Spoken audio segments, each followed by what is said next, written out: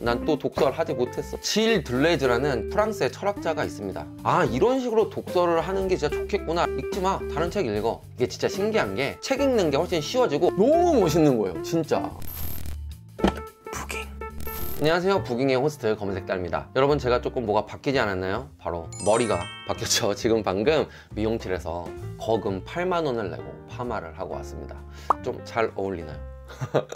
그래서 제가 이제 떡 본 김에 제사 지낸다고 머리도 한 김에 영상을 하나 찍자라고 생각을 해서 이렇게 카메라를 틀었는데, 정말 머리 자랑하려고 카메라를 킨 건 아니고요. 여러분들한테 오늘 독서를 습관화할 수 있는 그런 방법들, 노하우들을 조금 이야기해 드리려고 이렇게 카메라를 켰습니다. 작년에 이제 한강 작가님께서 노벨 문학상을 수상하셨잖아요. 그것과 더불어서 텍스트 힙라는 문화가 붐업되면서 많은 분들이 독서라는 취미로 유입되시는 것 같아요. 그런 분들이 그냥 책 읽는 거를 단발성으로 끝내는 게 아니라 긴 시간 꾸준히 독서라는 취미에 빠져들 수 있도록 제가 직접 경험한 방법들, 그리고 제가 느낀 점들, 그런 것들을 좀 이야기해 볼까 합니다. 먼저 가장 첫 번째는 독서를 스케줄화 하지 않는 거예요. 많은 분들이 내일 뭐 아침 일찍 일어나서 6시부터 7시까지 책 읽고 출근해야지 라든지, 내일은 자기 전에 9시부터 10시까지 책 1시간 읽고 자야겠다, 뭐 이런 식으로 독서를 계획해서 하시는 분들이 있어요. 근데 저는 이게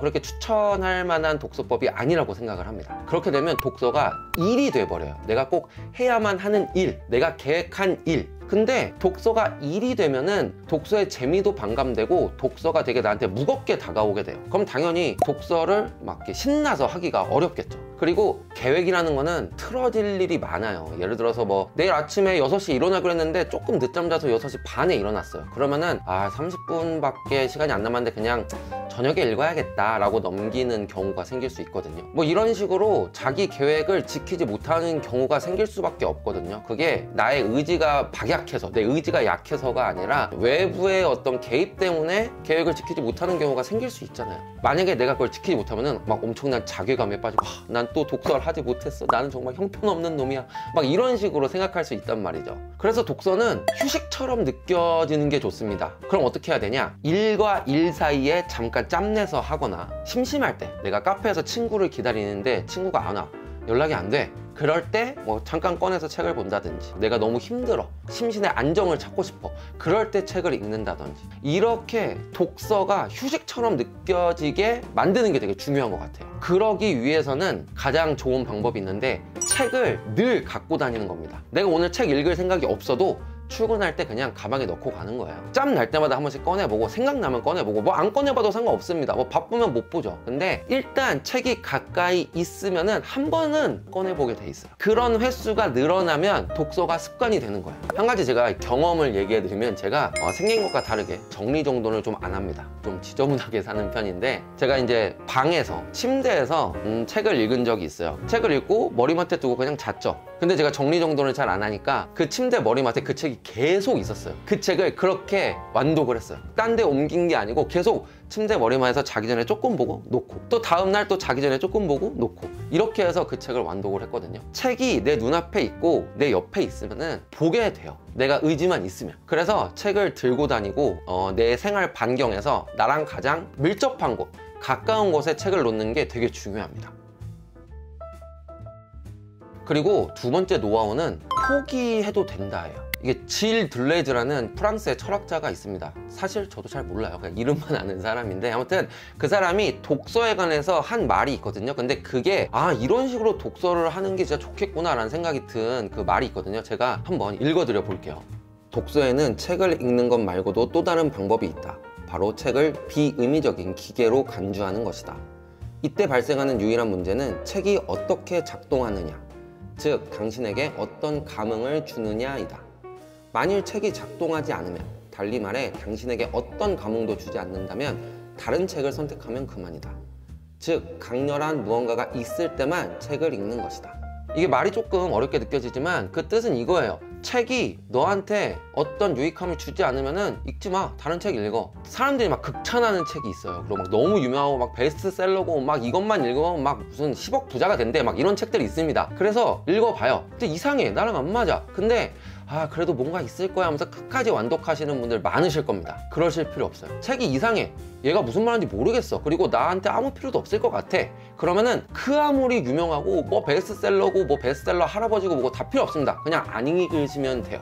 억지로 읽으실 필요 없습니다. 책을 읽으면서 내 경험, 내 가치관, 내 삶의 궤적, 뭐 내 평소의 생각, 이런 것들을 엄청 투영하면서 책을 읽거든요. 그렇기 때문에 독서는 정말 지극히 개인적인 활동이 될 수밖에 없어요. 그래서 남이 뭐라고 하든 내가 아닌 것 같으면 별로인 책이 됩니다. 저도 그런 책 되게 많아요. 뭐 여기서 어떤 책이다 딱 말할 수는 없지만 정말 너무 유명해. 이거는 진짜 말하면 다 합니다. 이거는 책을 읽는 사람이면 다 알고 엄청난 베스트셀러예요. 자기계발서인데 제가 그거를 누구한테 선물 받아서 읽었거든요. 그분이 이 책 읽고 막 인생이 바뀌었다는 거예요. 그래서 저한테 읽어보래요. 그래서 읽었는데 제 돈으로 샀으면 저는 한 50페이지 읽고 다시 책장에 넣어놨을 겁니다. 나한테 안 맞는 책이다 싶으면은 그냥 안 읽으시면 됩니다. 중간에 포기하셔도 돼요. 근데 많은 분들이 중간에 포기하면 뭔가 지는 것 같다 라고 생각이 드실 수 있을 것 같아요. 저도 그랬는데 그러실 필요 없습니다. 이렇게 이 완독에 대한 부담감만 털어버려도 두꺼운 책이든 얇은 책이든 어려운 책이든 이런 거 상관없이 책 읽는 게 훨씬 쉬워지고 어떤 책이든지 일단 도전해 볼 수 있게 돼요. 그러니까 이 질 둘레즈라는 철학자가 한 말처럼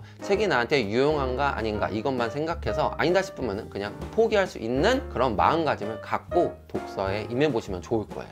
아니다 싶으면은 책장에 꽂아두세요. 책을 막 갖다 버리거나 불태우실 필요까지는 없고 대신 표시를 해두세요. 저 같은 경우에 책을 이거 거꾸로 뒤집어 놓거든요. 완독을 다 한 채는 그냥 제대로 꽂아 놓고 읽다 만 책은 책을 이제 거꾸로 뒤집어 놔요. 그래서 내가 봤을 때 저거는 중간에 포기한 책이구나, 이걸 이제 알 수 있게 표시를 해 놓는데 그런 식으로 해 놓으세요. 왜냐면은 이게 진짜 신기한 게 나중에 그런 책이 읽힐 때가 있어요. 몇 년 뒤에 읽으면 이게 이렇게 좋은 책이었구나 막 이렇게 알게 되는 책들이 있거든요. 그러니까 그런 순간을 대비해서 책장에 표시해서 꽂아 두시면은 다음에 또 읽을 기회가 생길 수 있을 겁니다.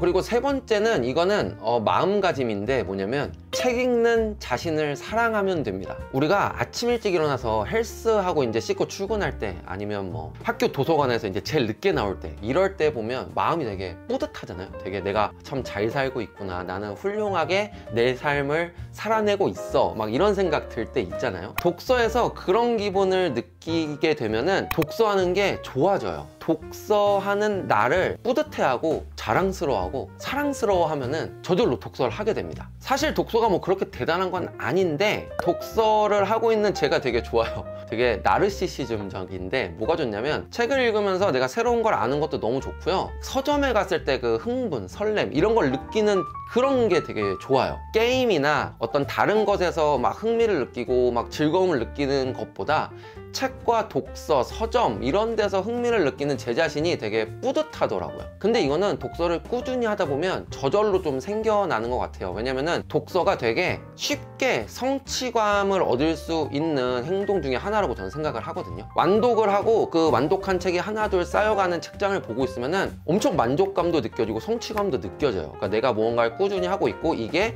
내 인생에 뭔가 도움이 되는 일이구나 라는 게 느껴진다는 거죠. 저는 한 20년 전에 파리에 이제 놀러 갔었는데 셰익스피어 컴퍼니라는 서점, 되게 유명한 서점이 있는데 거기 갔거든요. 거기 가서 아마 2층이었을 거예요. 이 되게 다락방처럼 돼 있는데 2층에 갔는데 어떤 외국인 남자가 거기 앉아서 이렇게 조명 아래서 책을 탁 읽고 있는데 그게 너무 멋있는 거예요. 진짜. 그때 제가 이제 독서를 할 때는 아니었는데 그 장면을 보고서 사진을 찍었거든요. 그러면서 와, 독서하는 남자가 저렇게 멋있구나 라는 거를 그때 느꼈어요. 근데 물론 그 사람은 이게 잘생겼으니까 그런 것도 있겠지만 아무튼 그 독서하는 사람이라는 이미지가 저한테 되게 좋았어요. 독서를 통해서 성장하는 나, 그리고 독서를 통해서 새로운 지식을 알게 되는 나, 어떤 공간에서 독서에 빠져있는 나, 이 모습들을 사랑하게 되면은 독서가 아주 자연스럽게 일상화 될 거예요.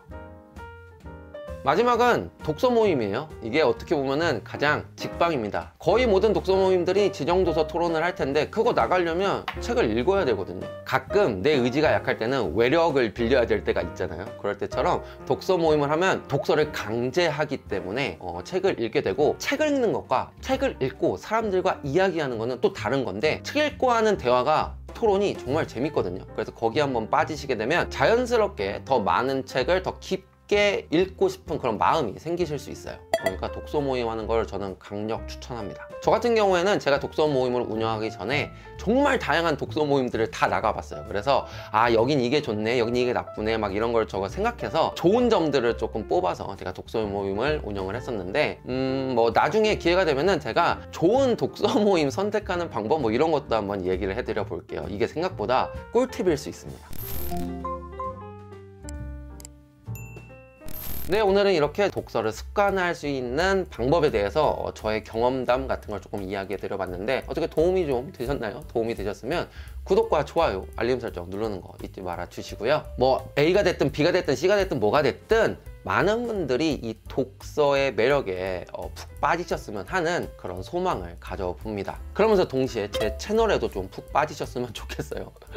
아무튼 저는 다음에 더 재밌는 그리고 유익한 영상으로 돌아올 것을 약속드리면서 오늘은 여기서 물러나겠습니다. 시청해 주셔서 감사합니다. 안녕히 계세요.